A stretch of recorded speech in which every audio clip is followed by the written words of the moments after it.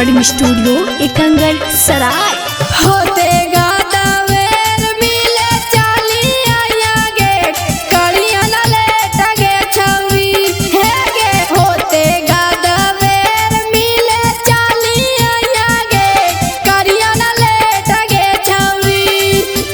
लहरी में माजा खूब उठाई बई गे भारा पेट गे छौरी।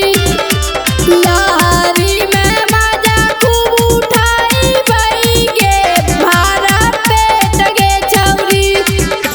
चुमा दे मीठा तोरा हम खिलाई बाऊ गे चॉकलेट गे छौरी। चुमा दे मीठा तोरा हम खिलाई बाऊ गे चॉकलेट गे छौरी। ए गे लहरी में माजा खूब उठाई बई गे भारा पेट गे छौरी।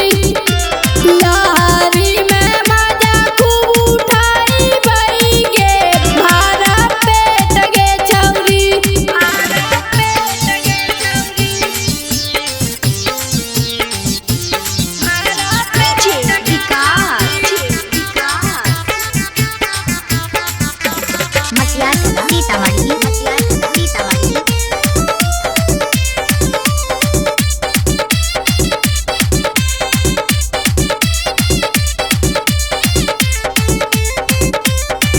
Presented by कृष्का films. धीरे धीरे खोलिए के आई आगे अपन गेट गे छौरी।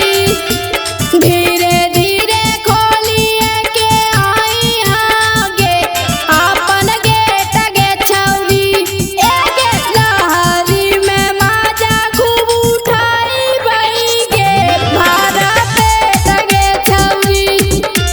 लहरी में माजा खूब उठाई बई गे भारा पेट गे छौरी।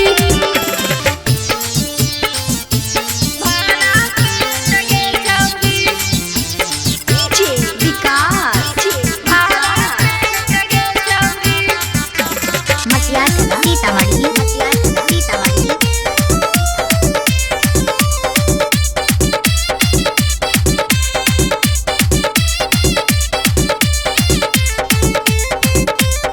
कृष्का रिकॉर्डिंग स्टूडियो एकंगरसराय।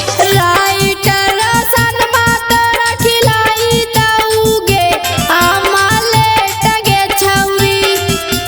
रोहित रंगवाज तोरा खिलाई दऊगे अमलेट गे छौरी। लहरी में माजा खूब उठाई बई गे भारा पेट गे छौरी।